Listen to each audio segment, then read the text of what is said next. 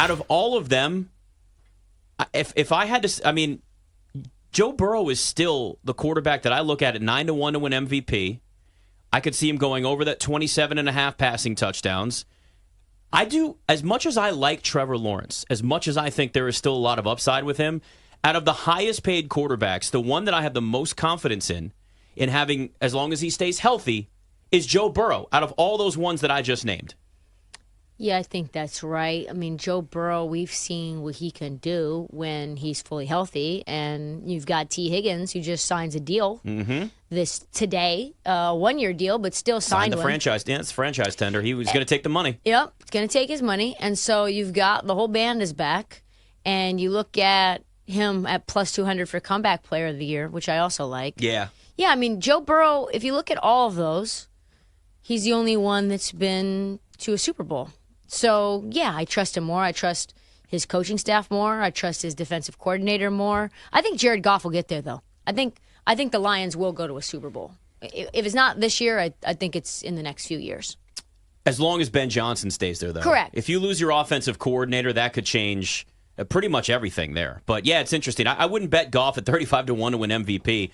But I'll say this, his passing yard sitting right at 4,000, that offense is only going to be better. It's another year in the same offense with the same coordinator with weapons.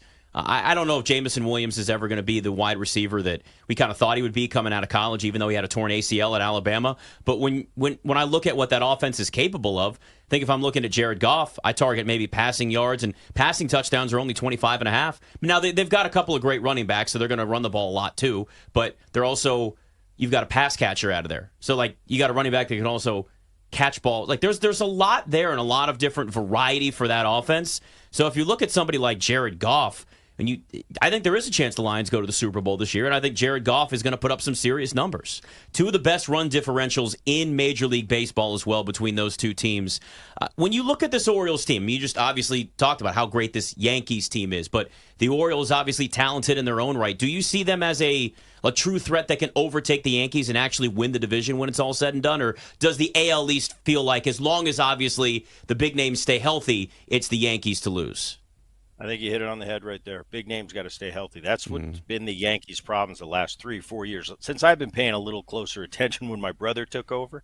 Because, by the way, I can't stand the Yankees. I've had my heart broken. I've had my heart broken many times at old Yankee Stadium. So I don't have a bias towards the new one. But, of course, I keep a special eye on watching how Aaron's doing in New York. And the one thing I've watched with this Yankee club, and I don't want to jinx it, they have been so injury riddled over the past 3 or 4 years. They can't stay on the field. And this year, they've remained really healthy throughout. I think a huge key for that Yankee team, and I think the key, is Stanton's having a presence in the middle of that lineup. He wasn't a factor a year ago. Of course, the Aaron Judge, the Juan Sotos, they're the MVP candidates. They're the star players. But the fact that you've got Stanton, who's a threat right now and hitting home runs, I think he's got 17 or 18 in the middle of that lineup as a deterrent, man, it makes Judge and Soto even better. I think that's been a huge key, obviously coupled with that starting rotation. Bullpen's been solid, but the bullpens, that's kind of been their go-to the last 3 or 4 years. They've had that power bullpen. Looking at that Baltimore Orioles team, man, they are young and talented. 101, I think it was 101 wins a year ago. And I thought, yeah, these guys are young, they're talented, but 101 may be a fluke. They got bounced pretty quick in the playoffs last year. I've been watching them this year. This team is really good, really young, a ton of talent. Corbin Burns coming over just solidifies and gives you a bona fide guy to look to. And it's important on young pitching staffs to have a guy like Burns at the front of that rotation. The other guys can watch and learn from. He's a perennial Cy Young guy. He's doing it again this year. That team's tough. It wouldn't surprise me. I think that's going to go down to the wire, that division. It's the Yankees and Baltimore. You look at the elite teams. I think there's 2 elite teams in each league. In the American League, it's obviously the Yankees and Baltimore. In the National League, I think it's the Phillies and it's the LA Dodgers. But, yeah, that American League East is going to go down to the wire, I think, with the Yanks and Baltimore, and it's going to come down to who can stay healthy.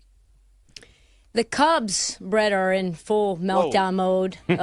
Chicago fans, you can't get them to say a nice thing about Dansby Swanson or Ian Happ or Nico Horner, and you looked at what they did last year when they kind of came alive, had a bad May, but their August was elite. In terms of from what you saw last year and what you see this year, are the Cubs who they were last year and they're just in a slump, or was that just kind of a fluke and they're closer to what they look like right now? Well, when I looked at the beginning of the season, when I looked at this National League Central, I just thought, well, if it's not the weakest division in baseball, it's the second weakest, the American League Central being the other. I was wrong with the American League Central, but I look at this Central, nothing really. I was in Cincinnati early in the season, watched that ball club. Yeah, I saw some things. I thought, oh, it's a better Cincinnati Reds team, but I wasn't overly impressed. Milwaukee's just been one of those resilient, top of the division right now, one of those resilient franchises, organizations. I think they've got a great culture. They lost their skipper. Council went to the Cubs, and in spite of it, they're doing what they're doing right now. Milwaukee atop that division. They hit at the top of the league. They pitch at the top of the league. But looking at that Cub team, with that starting pitching, which has done a great job this year, I'm very surprised that they're sitting where they're sitting. Usually Wrigley Field, winds blowing in, blowing out, it can make a huge difference from an offensive perspective day to day. But I think in the long run, because you're the home team at Wrigley Field, you're kind of used to it, and it usually plays as a little bit of a home field advantage, more day games than everybody else. That plays to your advantage when you're set for it at the beginning of the year. But I look up and down that lineup, nobody's doing anything. They're at the bottom of the division, or the bottom of the league in all the offensive categories, with the exception maybe stealing bases. They steal some bases.